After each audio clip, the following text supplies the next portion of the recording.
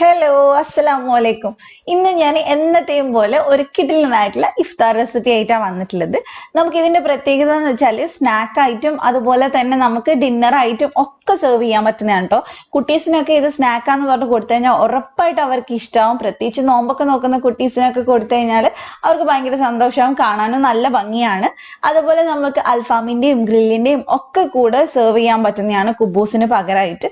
അപ്പൊ എല്ലാവരും ഇതൊന്ന് ട്രൈ ചെയ്യുക, എന്നിട്ട് ഫീഡ്ബാക്ക് പറയാം. അപ്പൊ ആദ്യമായിട്ട് എന്റെ ചാനൽ കാണുന്നവരുണ്ടെങ്കിൽ ഒന്ന് സബ്സ്ക്രൈബ് ചെയ്ത് സപ്പോർട്ട് ചെയ്യുക. അപ്പൊ നമുക്ക് വീഡിയോയിലോട്ട് പോവാം. അപ്പൊ ഇത് ഉണ്ടാക്കാനായിട്ട് ആദ്യം തന്നെ നമുക്ക് വേണ്ടത് 1.5 കപ്പ് മൈദയാണ് കേട്ടോ. 1.5 കപ്പ് മൈദക്ക് നമ്മൾ എടുക്കുന്നത് ഏകദേശം 1 ടീസ്പൂണോളം ഈസ്റ്റ് ആണ്. ഞാനിവിടെ ഇൻസ്റ്റന്റ് ഈസ്റ്റ് ആണ് എടുത്തിട്ടുള്ളത്. അപ്പൊ അതുകൊണ്ട് തന്നെ ഡയറക്റ്റ് ഇതിലേക്ക് ചേർത്താൽ മതി. പിന്നെ 1 ടേബിൾ സ്പൂൺ പഞ്ചസാര നമ്മൾ ചേർത്ത് കൊടുക്കുന്നുണ്ട്. ഇനി നമുക്കിത് കൈ വെച്ചിട്ട് നന്നായിട്ട് മിക്സ് ചെയ്തെടുക്കാം. പഞ്ചസാരയും ഈസ്റ്റും ഒക്കെ പൊടിയിൽ എല്ലായിടെയും നന്നായിട്ടൊന്ന് മിക്സ് ആയിട്ട് കിട്ടണം.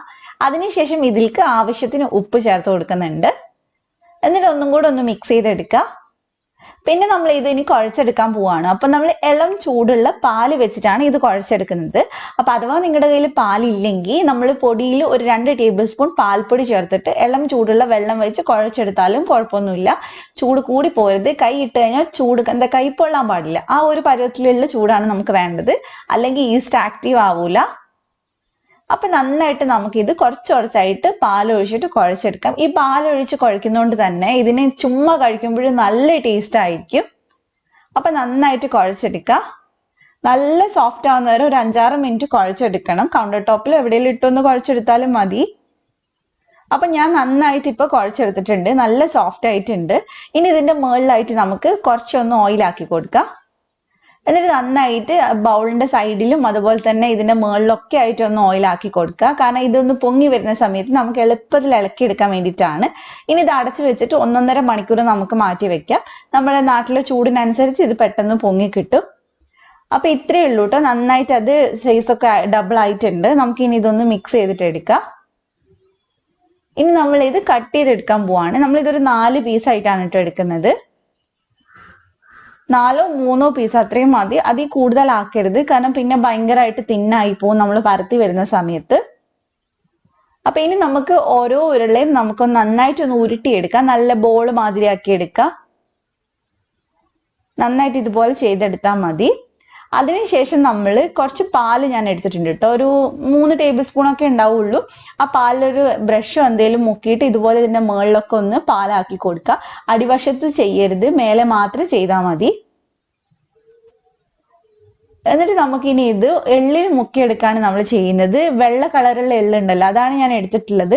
എന്നിട്ട് നമ്മൾ ഇതിന്റെ ആ ഒരു നനച്ച ഭാഗം ഉണ്ടല്ലോ, പാല് നനച്ച ഭാഗം, അത് അതിലേക്ക് വെച്ചിട്ട് നന്നായിട്ടൊന്ന് പ്രസ് ചെയ്ത് കൊടുക്കുക. അപ്പൊ നന്നായിട്ട് ഈ എള്ള് എല്ലായിടെയും ഒന്ന് പിടിച്ചിരിക്കും. അതിന് വേണ്ടിയിട്ടാണ്. ഈ എള്ള് ഇങ്ങനെ വരുന്നതുകൊണ്ട് തന്നെ കഴിക്കുമ്പോൾ ഒരു പ്രത്യേക ടേസ്റ്റ് ആയിരിക്കും. ആ എള്ളിന്റെ ടേസ്റ്റ് നന്നായിട്ടുണ്ടാവും നമ്മളിത് കഴിക്കുമ്പോൾ. അപ്പൊ ദേ ഇതിവിടെ റെഡി ആയിട്ടുണ്ട് കേട്ടോ. ഇനി നമുക്ക് അടുത്തതും ഇതേപോലെ തന്നെ ബോൾസ് ആക്കിയിട്ട് പാലൊന്ന് മുക്കി കൊടുക്കാം. ഇതുപോലെ നന്നായിട്ട് പാല് മുക്കിയതിന് ശേഷം നമ്മൾ വീണ്ടും നേരത്തെ ചെയ്ത പോലെ തന്നെ വെള്ള എള്ളിൽ ചെയ്തെടുക്കുക. നന്നായിട്ടൊന്ന് പ്രസ് ചെയ്ത് കൊടുക്കുക.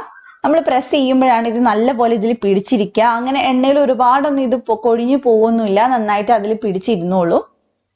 ഇനി നമുക്ക് ഇതൊന്ന് പരത്തിയെടുക്കാണ് വേണ്ടത്. അപ്പൊ നമ്മൾ സാധാരണ ചപ്പാത്തിയൊക്കെ പരത്തുന്ന പോലെ തന്നെയാണ് കേട്ടോ. 4 എണ്ണം നമ്മൾ ചെയ്തെടുത്തിട്ടുണ്ട്.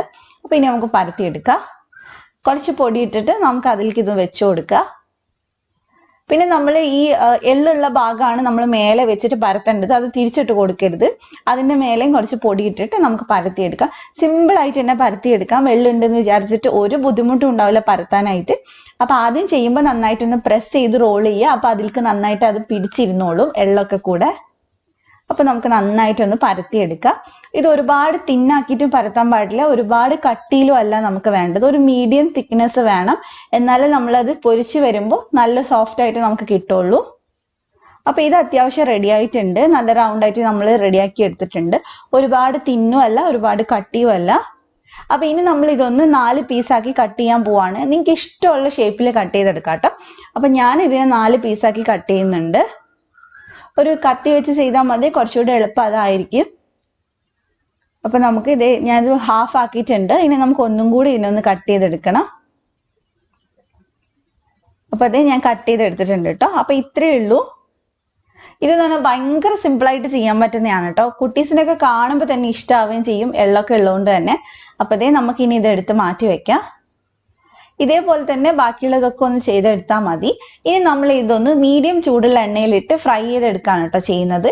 ഒരുപാട് തീ കുറച്ചിട്ടും ഫ്രൈ ചെയ്യരുത്, തീ കൂട്ടിയും ഫ്രൈ ചെയ്യരുത്. ഒരു മീഡിയം ചൂടിൽ ഒന്ന് തിരിച്ചു മറിച്ചോട്ട് ഫ്രൈ ചെയ്തെടുക്കുക. ഇത് അത്യാവശ്യം ഒന്ന് പൊങ്ങി വരും. എന്നിട്ട് പിന്നെ നമ്മൾ തിരിച്ചു മറിച്ചു വിട്ടിട്ട് വേവിച്ചെടുത്താൽ മതി. ഇപ്പോൾ ഒരു സൈഡ് റെഡിയായി തോന്നുമ്പോൾ നമുക്കൊന്ന് തിരിച്ചിട്ട് കൊടുക്കാം. നമുക്ക് ആവശ്യമുള്ള കളർ ആവുന്നത് വരെ തിരിച്ചിട്ട് കൊടുക്കാം. ഒരു തവണയോ 2 തവണയൊന്നും അല്ല, എപ്പോഴാണോ നല്ല കളർ കിട്ടുന്നത് അത്രയും തിരിച്ചിട്ട് കൊടുക്കുക. പിന്നെ കുറച്ച് എള്ളൊക്കെ നമ്മൾ എണ്ണയിൽ പോവും, എന്നാലും ആവശ്യത്തിന് അതിൽ പിടിച്ചിരിക്കുകയും ചെയ്യും. ഇപ്പൊ നമുക്ക് ആവശ്യമുള്ള കളർ ആയിട്ടുണ്ട് കേട്ടോ. ഈ ഒരു കളറാണ് ഇത് കാണാൻ ഭംഗി ഉണ്ടാവുക. അപ്പൊ നമുക്കിനി ഇതെടുത്ത് മാറ്റാം. ഇതിൽ അങ്ങനെ എണ്ണയൊന്നും ഒട്ടും കുടിച്ചിരിക്കില്ല. അപ്പൊ ഭയങ്കര ഓയിലി ആയിട്ടൊന്നും അല്ല ഉണ്ടാവുക. അപ്പൊ ഇതേപോലെ തന്നെ ബാക്കിയുള്ളതും ഇനി ഒന്ന് ചുട്ടെടുത്താൽ മതി. പിന്നെ ഇത് ചൂടോട് കഴിക്കുന്നതിനേക്കാൾ കൂടുതൽ ടേസ്റ്റ് ഉണ്ടാവുക ഒന്ന് ചെറുതായിട്ട് ചൂടാറുമ്പോഴാണ്. കാരണം അപ്പോഴാണ് കുറച്ചും കൂടെ നല്ല സോഫ്റ്റ് ആവുക. ഇപ്പൊ കണ്ടില്ലേ, ഇതിങ്ങനെ പൊങ്ങിയൊക്കെ വരും. അത് നമ്മൾ പരത്തലിന്റെ ആ ഒരു ഇതിനനുസരിച്ച്, അതുപോലെ തന്നെ അതിന്റെ തിക്നെസ്സിനനുസരിച്ചാണ് അത് പൊങ്ങുകയൊക്കെ ചെയ്യുക. ഒരുപാട് തിന്നായി കഴിഞ്ഞാൽ പൊങ്ങാൻ ബുദ്ധിമുട്ടാണ്.